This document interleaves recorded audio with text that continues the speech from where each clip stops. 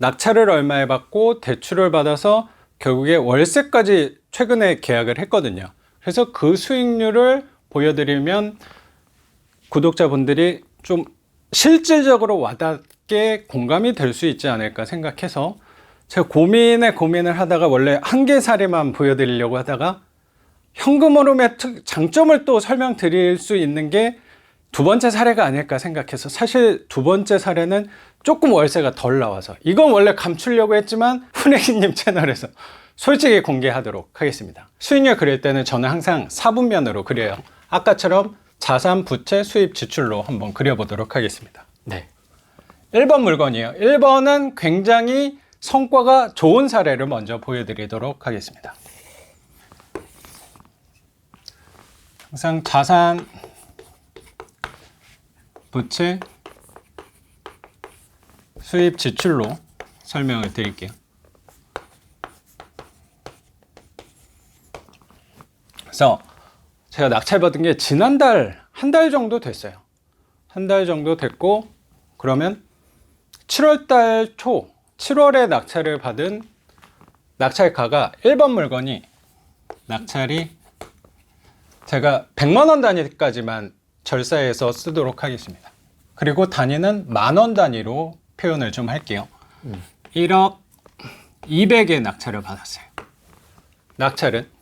그리고 제가 두 건 다, 이 물건도 그렇고 두 번째 물건도 그렇고 기존 세입자분이랑 다 재계약을 했어요. 그래서 잔금을 내고 그날 계약을 해서 바로 수익률을 제가 보여드릴 수 있는 거라고 생각해요. 비용이 거의 들지 않았어요.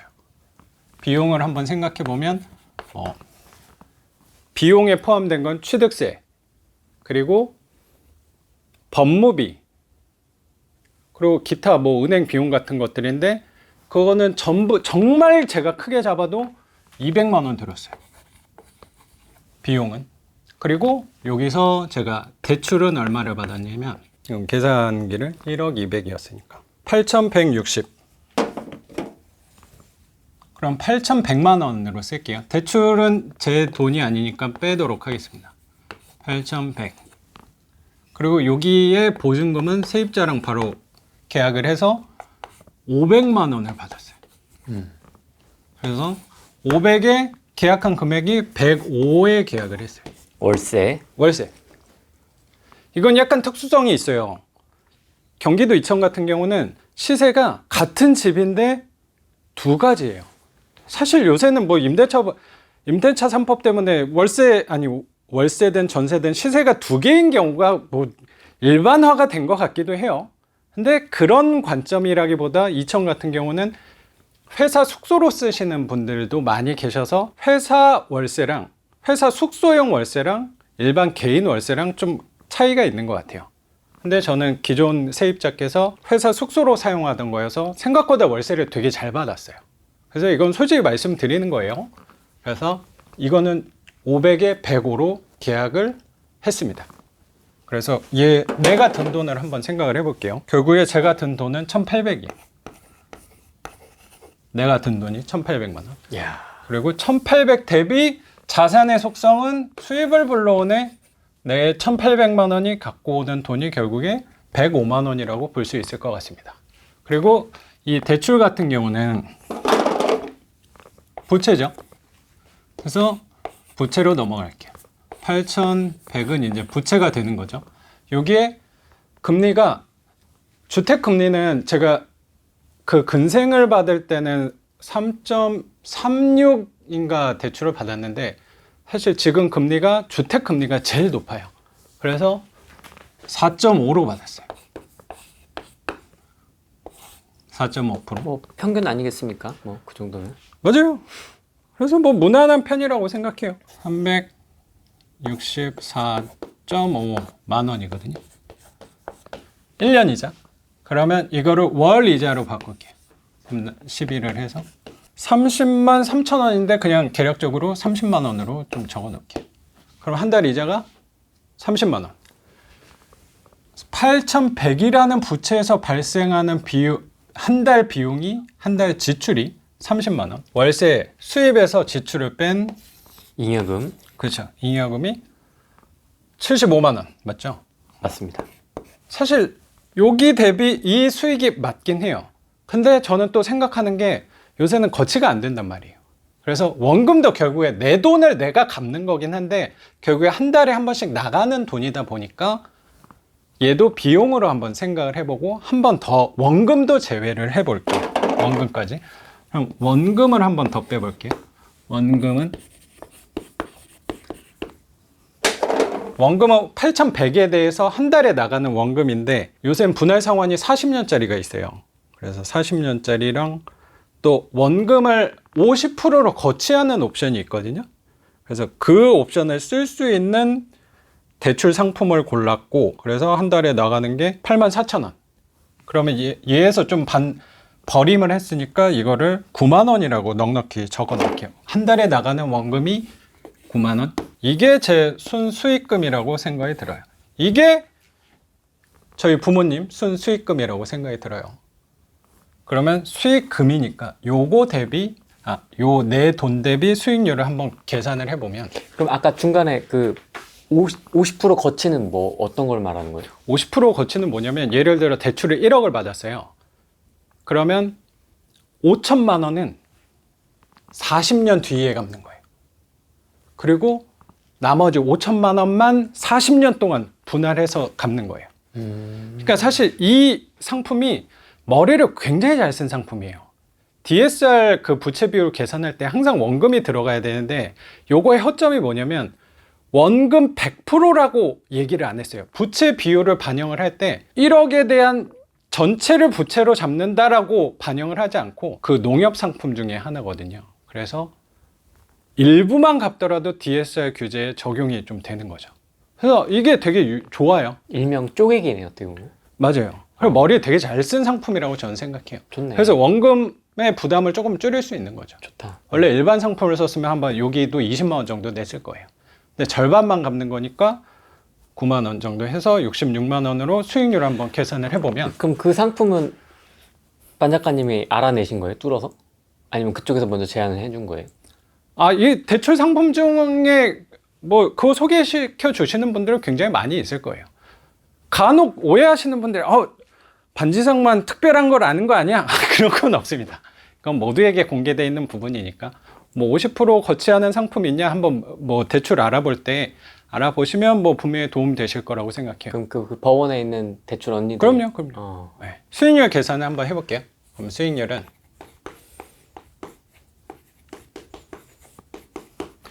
수익률이라는 거는 내 돈 대비 얼마가 들어오냐 이게 결국에 수익률이죠.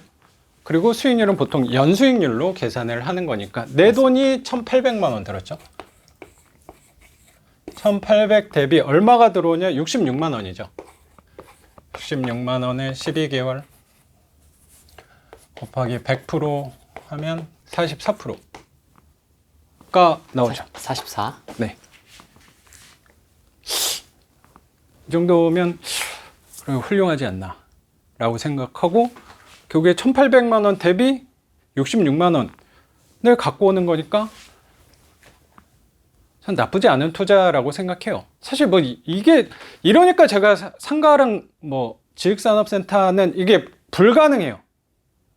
뭐 그거 투자하시는 분들이 좀 싫어하실 수도 있지만 그건 안 돼요. 이건 경기도 이천에 있는 팔리지 않는 빌라기 때문에 가능한 거예요. 그래서 요거랑 연결해서 두 번째 물건까지 같이 공개하면 이 현금 흐름 투자의 해지가 될 수 있지 않을까. 사실 얘가 해지고 얘는 좀 수익률이 좋지 않게 나온 사례긴 해요. 그래서 너무 좋은 것만 보여주는 거 아니야. 후랭이님은 언제나 투명하게 공정성 있게 보여주시는 분이라고 생각해서 너무 좋은 면만 보여주면 저 사기꾼 아니야 라고 생각할 수도 있게, 이거는 제가 하나의 거짓도 없이 솔직히 말씀드린 거예요. 요 밑에 조그맣게 한번 써볼까요? 네, 조금 빠르게. 네. 같은 건물에 앞집을 낙찰받은 거거든요. 사실 3개를 입찰했는데 2개가 돼가지고 사실 3개 중에 하나만 됐으면 했는데 2개가 되셔가지고 그래서 거기서는 또 취득세가 또 많이 나왔어요. 무슨 얘기냐면 저희 부모님이 주택은 하나 갖고 있어요. 그래서 비규제 지역에 두 번째 주택을 한다면 1억 초과에 대해서, 공시가격 1억 초과에 대해서 취득세는 1%예요. 비규제 지역은. 그래서 제가 비용을 적게 잡은 거예요. 근데 하나가 더 된 거예요. 근데 걔도 공시가격 1억이 넘거든요. 그래서 비규제 지역의 세 번째 주택의 취득세는 몇 프로? 8%. 그래서 거기서 생각지 못했던 비용이 조금 더 나왔죠. 아이, 그래서 그것도 비용을 계산해 보면 이분도 재계약을 했거든요. 그래서 900으로 쓰고 대출은 또 여기에 80% 받았어요. 80%면 8,300. 그리고 보증금은 여기는 1,000을 받았고 1,000에 60으로 재계약을 했어요. 60? 네. 같은 방 사이즈 아닙니까? 똑같죠. 차이가 좀 납니다. 네. 근데 금액 차이가 꽤 있죠. 근데 그래서 결국에 내가 든 돈이 2천만 원 들었네. 2천만 원 들여서 60만 원 갖고 오는 개념으로 바라볼 수 있을 것 같습니다. 그래도 보증금이 조금 저거보다는 높아서. 네. 근데 여기에서 1,000에 60을 계약한 이유는 뭐냐면 제가 옛날 같았으면 이분하고 재계약하면서 협상이 안 될 때는 어쩌면 강제 집행을 하면 되지, 내가 이분 이 계약 이 금액을 승낙하지 않으면 뭐 집행하면 되지 라고 생각했을지도 모르겠어요. 근데 저한테 지금 중요한 건 뭐냐면 편한 거예요. 조금 거기에 대해서 수익률을 높일 수 있을 제 세입자를 다시 구하는 게 저는 훨씬 유리하긴 했는데, 저는 지금 상황에서 집이 30개가 넘어가다 보니까 관리 측면이 더 신경을 많이 쓰게 된 것 같아요. 그래서 이분의 상황이 한 10개월 정도만 거주를 하시면 되는 거였고 10개월 이후에는 새로 들어갈 집이 있는데 그 집이 만기가 아직 끝나지 않아서 그 집 빌 때까지만 10개월 정도만 이 가격, 기존에 살던 가격에 좀 살게 해달라고 요구를 하셔서, 예전에 저였다면 가차없이 한 80만 원 아니면 나는 절대 계약 안 한다라고 말하겠지만, 지금 제가 뭐 예전보다 넉넉해져서라기보다 어쩌면 그게 더 서로 저한테도 좋고 그 세입자분한테도 좋고 마음의 여유가 전보다 조금 더 생겼기 때문에 이 가격으로 1년 정도 더 계시는 걸로 저는 계약을 한 거고, 이분 나가시면 당연히 그 시세에 맞게 돌아올 거니까 라고 생각하고 1,000에 60으로 계약을 한 거예요. 그리고 그럼 여기서도 대출은 8,300이니까 얘는 부채죠. 8,300에 이것도 똑같이 같은 은행에서 받았어요. 373, 373만 원 제가 1년 이자 나가는 거고, 그러면 월세에서 이자 빼면 29만 원. 이것도 원금은 비슷하게 나가거든요. 그래서 9만 얘도 9만 원을 또 빼면 20만 원 남는 거죠. 그래서 수익률을 보면 이거 뭐 한 10% 정도 되겠어요. 한번 계산을 해보면 2,000 대비 20만 원이 들어오는 꼴이 된 거네요. 그러면 수익률이 2,000분의 240이 되는 그렇죠. 거니까. 12%네. 사실 이게 상가였다, 엄청난 수익률이라고 난 생각해요. 지식산업센터였다, 훌륭해 라고 생각할 거라고 생각해요. 근데 이게 빌라니까, 그리고 우리 빌라에 현금으로 투자하시는 분들은 그렇게 매력이 없다라고 생각할 수도 있을 것 같아요. 비용에서 조금 더 들어간 거, 그리고 세입자와의 명도에서 저는 나름 그분의 입장을 많이 배려해서 한 부분이고, 결국에 이 60만 원으로 평생 계시는 게 아니고 한 10개월 정도만 계시는 부분이고, 10개월 이후에는 새로운 세입자, 시세에 맞는 세입자를 또 구하면 되니까, 뭐 요 금액에 맞는 세입자를 또 구할 수도 있는 거니까 이 단편적으로만 볼 건 아니라고 생각은 한 것 같고, 사실 정확히 따지면 이 원금 같은 경우는 1년 거치를 한 부분이 있어요. 그래서 사실 9만 원 이 두 개는 나가진 않거든요, 1년 동안은.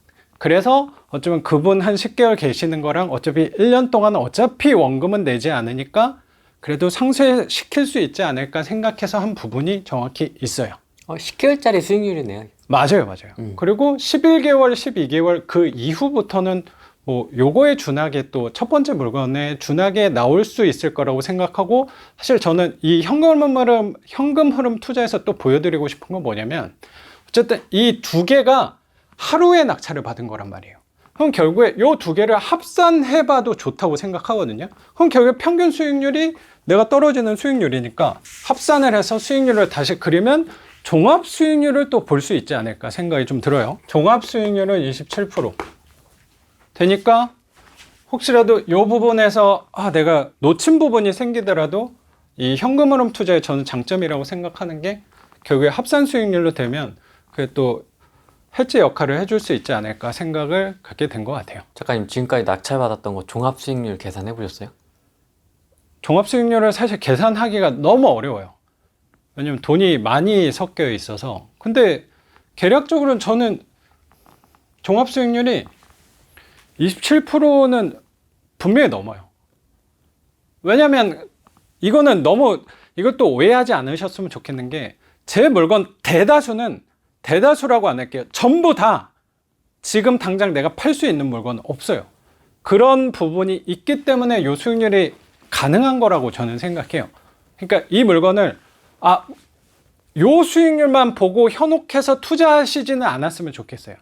요 부분에 장점이 있는 거는 내가 팔지 못한다는 오랫동안 보유를 해야 된다는 관점을 동의를 하신 분들만 저는 투자에 접근하셨으면 좋겠다는 생각을 갖고 있습니다. 이건 팔기 어렵습니까? 팔기 어렵다고 하는 것도 이것도 정확히 따져보면 뭐냐면 내가 보유를 하게 되면 욕심이 나요. 보통 내가 반지하를 1억에 받았어요. 팔기 어렵다는 말은 뭐냐면요. 2억에 팔기 어렵다는 거예요. 1억 2천, 1억 5천 요 정도는 팔 수 있어요. 근데 저는 내가 고생해가지고 이렇게 만들었고 어차피 돈이 이만큼이나 나오는데 그 2, 3천 받으려고 굳이 내가 팔아야 돼?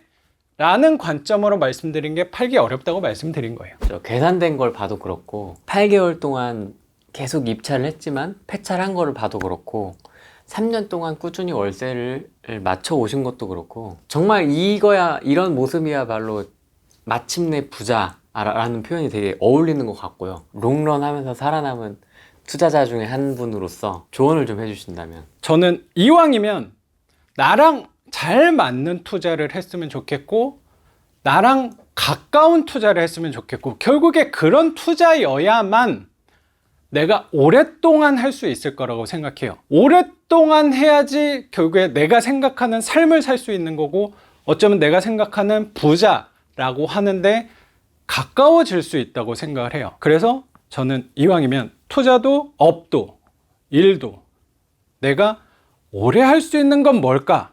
그러면 내가 행동을 했을 때, 돈을 썼을 때, 투자를 했을 때 마음이 이왕이면 조금 덜 불편한 거를 선택을 한다면 분명히 오래 갈 수 있을 거라고 생각하고 이 시청자분들이 생각하는 부자라는 데 도달을 할 수 있을 거라고 생각을 갖고 있습니다.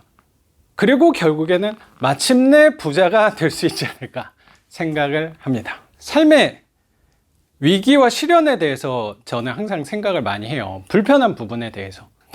근데 제가 과거를 돌아봤더니 저한테 안 좋고 불편한 요소였다고 생각하는 부분이 특히 저한테는 굉장히 큰 계기가 결국에 투자를 시작하게 된 계기가 저는 회사 월급이 연체된 부분이라고 생각하는데 그 월급이 연체된 부분이 그 당시에는 굉장히 끔찍한 일이었다고 생각해요.